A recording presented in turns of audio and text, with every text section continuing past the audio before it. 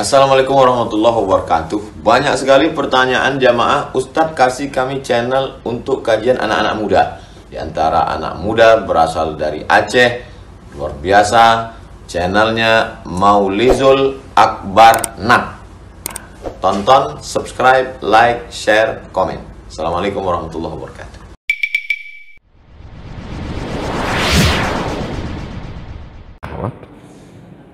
Ini anomali. Jadi kita tidak konsisten, tidak tahu dari mana harus memulai nilai-nilai syariah. Padahal sangat gamblang di dalam agama. Syariah itu dimulai dari perkara yang paling substansi, yang dijangkau oleh semua orang.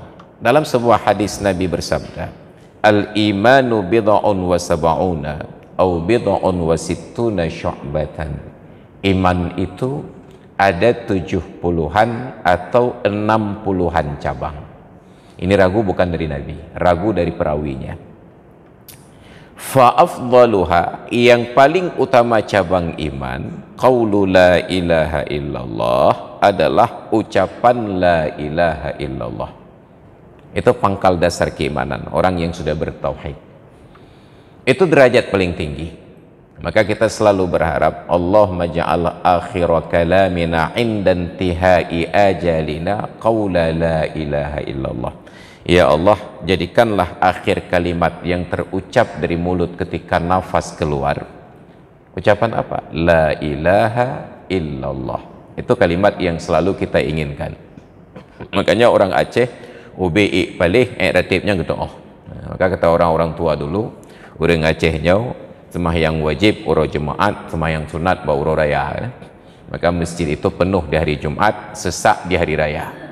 Mendoa wati cirit, meratib wati gempa. Nya menyedengar cirit bandum doa, menyedengar gempa truk ba Cina penayung meratib la ilaha illallah. Kenapa? Sudah tidak ada lagi tempat berpegang karena semua benda sudah bergoyang. Tinggal tempat berpegang hanya kepada Allah saja. La ilaha illallah. Tapi masalahnya ketika la ilaha illallah ternyata tidak konsisten dengan aturan ilmu tajwid. Allah itu lafzul jalalah minimal panjang harakatnya satu alif. La ilaha illallah, la ilaha illallah. Sekarang bacaan Allah itu menjadi pendek tanpa mat sama sekali. La ilaha illallah, la ilaha illallah. Salah. Andai kata itu takbiratul ihram di dalam salat, sungguh salatnya tidak sah. Allahu Akbar tanpa ada alif. Allahu Akbar. Inilah anomali negeri kita. Yang pendek dipanjangkan, yang panjang dipendekkan. Allah itu panjang, satu mat dipendekkan. Muhammad itu pendek dipanjangkan. Maka watim selawut tapi panjang. Sallallahu ala Sayyidina Muhammad. Mbak pemangat irama. Maka nanti di akhirat kita menuntut kepada Nabi untuk mendapatkan syafaat. Ditanya oleh Nabi, kenapa kamu merasa berhak? Karena janjimu ya Rasulullah bahwa orang yang rutin bersalawat, yang rajin bersalawat akan mendapatkan syafaat. Kamu rajin bersalawat? Rajin ya Rasulullah. Siapa nama kamu? Masrul Aidi Al-Jad Keungi. Gecek. Hana dalam daftar ba? Hana mungkin ya Rasulullah. Ila hana priurolum selawat tapi. Hana mungkin malaikat silap kata Rasulullah. Menyoman ulang kiban selawat kata. Sallallahu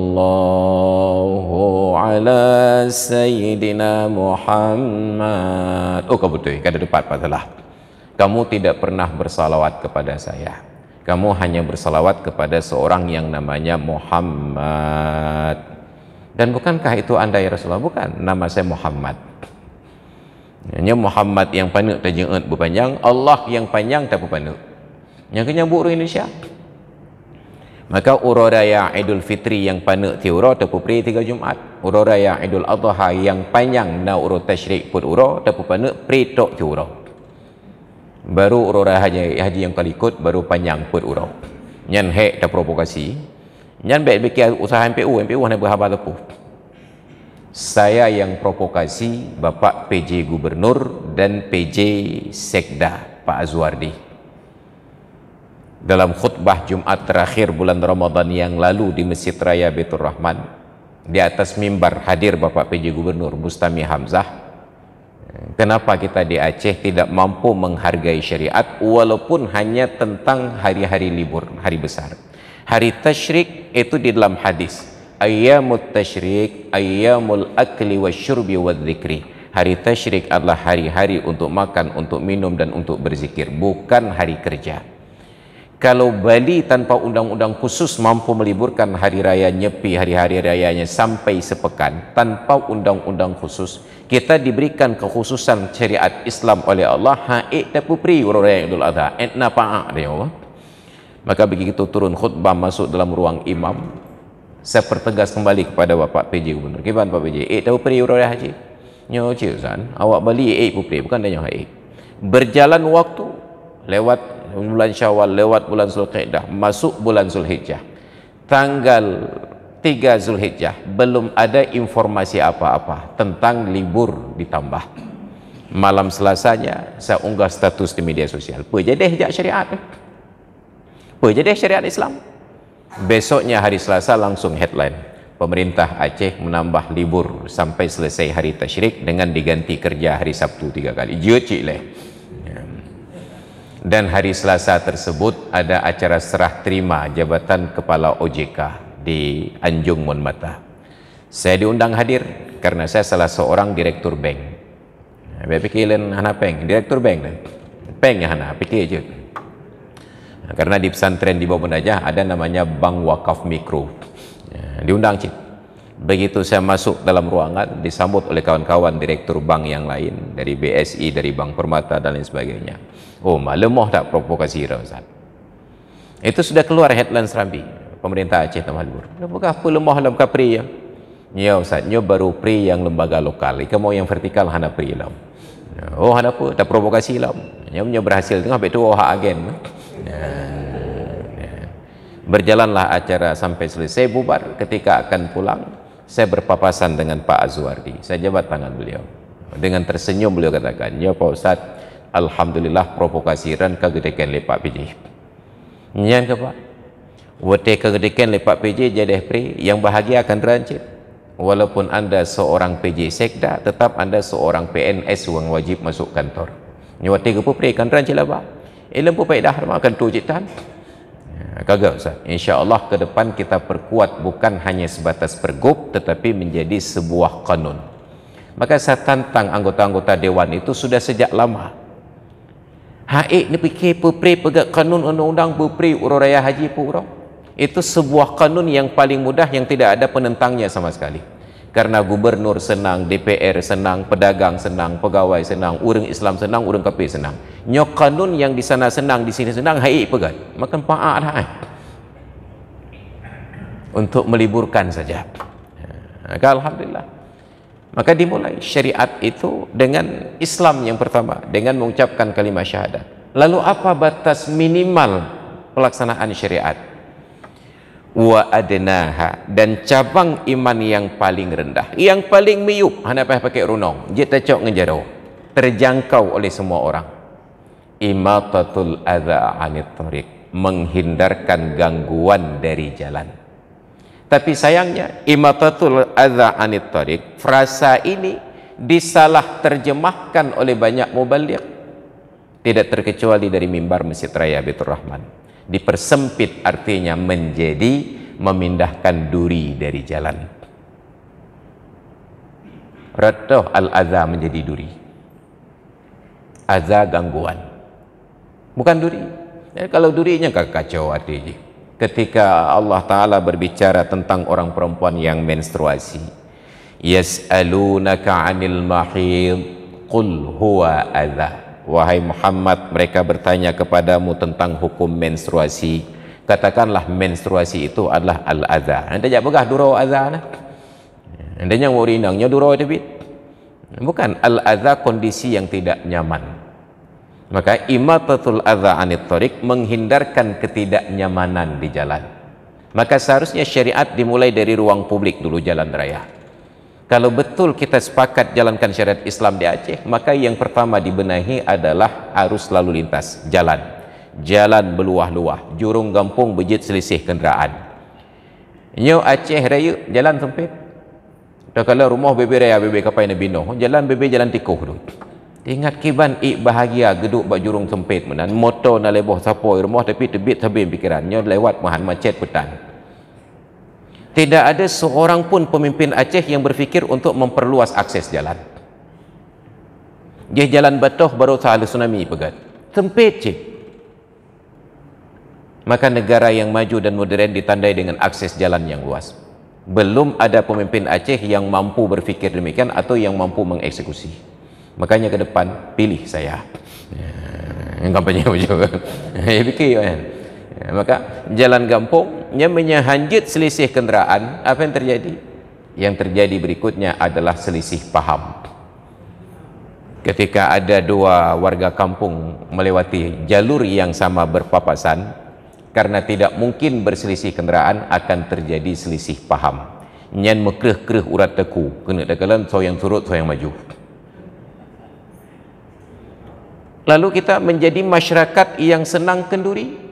Yang kenduri mulut aja kurang dia. Senang kenduri. Tapi kita munafik. Kalau serius senang kenduri, maka fasilitasi orang yang datang kenduri ke tempat kita dengan akses jalan yang lapang. Nyo yang nak ingatnya pokok jih jamai yang terundang betruk baru mahlan. Kiban cara kejap wallahu alam. Pun pakai berjalan berketemu nak pergi mula. Pokok jih truk kena orang saka kejap. Ini yang kita lupakan. Maka hari ini rusaklah tatanan masyarakat di Aceh. Zaman di Aceh tentat lintu, truk rumah. Jina tentat lintu di Bandar Aceh. Bek tak pegah rumah menggampung hendak depan.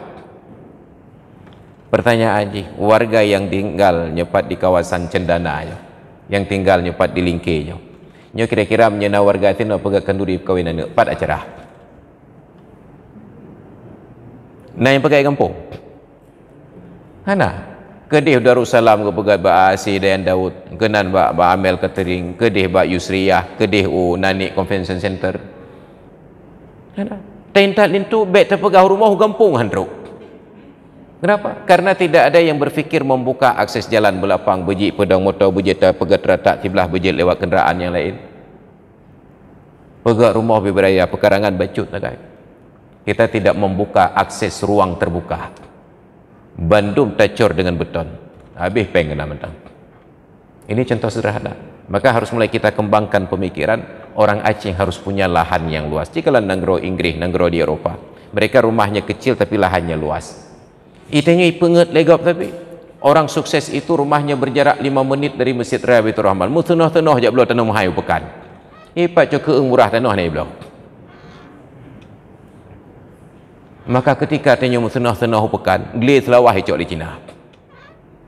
Kenapa tidak ada pemikiran pemerintah Aceh? Setiap satu warga yang ingin bangun rumah minimal punya lahan paling kurang 1000 meter persegi. Nyan lam lahannya na rumah bacut. Jet gepelara manok bacut. Jet gepula bak kaya bacut. Tekedi kenang tsunami, kenang covid PSBB hanjat tebit. Maka na rumah tempat geih. Na manok yang gepelara je ke tebit dari rumah, je ke pula bak kaya, kahek ke pula bak kaya mentang je ke pula pingkui luar. Nya awati kenang covid metak-tak lah rumah tatnya. Nauzubillah. Ini menunjukkan bahawa pemimpin kita tidak visioner. Berikan akses jalan yang luas dan berikan lahan yang luas kepada warga. Apa jangan cita rasa nikmat negara yo. Maka ini konsep-konsep sederhana. Maka oleh karena itu hadirin sekalian yang dimuliakan Allah, memulai syariat Islam itu dari ruang publik, jalan. Tapi sedihnya sekarang jalanan Aceh bukan jalanan yang bermartabat. Nya lenjak dari Cekeung kena ajak semayang subuh. Fikir keaman jalan. Nyan mulai dari Tungkup atau badan jalan menjadi tempat lapak orang jualan sayur. Dan mekat atau jalan tidak dibangun untuk jualan. Nyan ubi na uru mekat dari zaman ke mekat tenan sampai noh hana kaya. Kenapa? Hana berkat gembira rezeki oleh Allah. Kita mencari nafkah dengan cara mengganggu akses orang lain. Apalagi yang kedua, orang yang melintas di jalan tersebut tidak pernah diajarkan ketertiban. Banyak orang yang punya kapasitas otak yang memadai untuk beli kenderaan, tetapi tidak sisakan sedikit untuk bagaimana melintas dengan benar. Gejak bajalur cepat dengan jalan lambat. Gejak belah hunan tapi slow matang. Tak klakson. Iblis nak mata dia. Fikirlah haji matang nak mata. Nyan subuh lagi nyo. Becak ejak red jalan belah hunan jalur cepat, lampu ke han lampu likotan. Itanya tengah kecepatan tinggi 80-100 km per jam. Tiba-tiba 20 meter tak lemah je lah. Lagi hantu tibit. Bak telak terkejut ini tibit doa lah. Ya Allah ya Tuhanku, mudah-mudahan benar ke urang tempok ke nyan dia. Truk bak nyawang ke nyan peh danyo jaga. Jalanan Aceh jalanan paling tidak bermartabat. Nyan gah lam-lam urang yang buka lapak berjalan, yang parkir sembarangan di jalan. Nauzubillah. Maka kalau ingin memulai syariah, mulai dari jalan. Tapi tidak ada yang masukkan pemikiran ini kepada para pemimpin. MPU dah harap mekerau gahanglah. Betul MPU. Saran selalu kontraproduktif. Kahek pemerintah Bandar Aceh besar untuk meniadakan peringatan tahun baru. Wah, je tahun baru yang penting sesuai dengan syariah. Meratip dalam tahun baru. Lepagah orang meratip hanya preh tahun baru, orang preh tahun baru hanya ajak meratip. Kimban cara mikir gudai-gudai dan nyoba MPU ya. Kontraproduktif. Oh terlekeh pegah apa, 3 goi di pihak apa, ada pegah di tengah mentang, ben pegah balik. Ini yang menjadi masalah bagi kita. Maka hadirin dan hadirat sekalian yang dirahmati Allah, ditutup hadis ini oleh Nabi dengan pernyataan wal haya'u minal iman, dan malu itu sebahagian dari iman. Maka tentang malu ini yang paling ditekankan oleh Nabi dalam berbagai kesempatan. Dalam sebuah hadis riwayat dari Anas bin Malik dan juga dari Abdullah bin Abbas bin Abdul Muttalib, apa kata Nabi? Inna likulli dinin khuluqan, sesungguhnya setiap agama punya standar akhlak.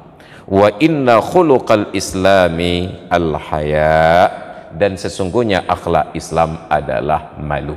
Maka hari ini PR kita, ajakan kita adalah untuk membangkitkan kembali ingatan tentang rasa malu. Kita pulang ke rumah melihat istri duduk di serambi dalam keadaan terbuka rambut kepalanya, tapi ingat baik mana. Bahkan malai tanya kalian legap. Anak mau keluar rumah dalam keadaan tidak tertutup aurat, tapi ingat baik mana. Bahkan ya malai katanya itu boleh legap. Alah ya, baik ke pegah menan. Ada pemula-mula ya katanya tengku imum, cik kata jamun pak mukim. Ingatkan tentang rasa malu tersebut. Kita pun yang ingin bertindak aneh-aneh berfikir, yang kira-kira menyanyi lampu but, malai perumah dan, malai anak dan. Maka kalau semua orang sudah berfikir tentang malu, insya Allah Aceh akan maju. Jepang hancur di tahun yang sama Indonesia merdeka. Diturunkan bom, dijatuhkan bom di Nagasaki dan Hiroshima. Tapi coba perhatikan di mana Jepang sekarang dan di mana Indonesia. Pertanyaannya, kenapa Jepang bisa semaju itu? Karena Jepang memelihara rasa malu. Pejabatnya kalau gagal, bukan hanya malu bertahan dalam jabatan, bahkan malu bertahan dalam kehidupan. Pejabatnya melimang tanah Malaya. Gagal maju lah. Nyo Malaya ada pelara. Maka sekarang, kenapa Aceh tidak maju-maju? Karena Aceh sudah tidak punya malu, hanya tinggal kemaluan saja.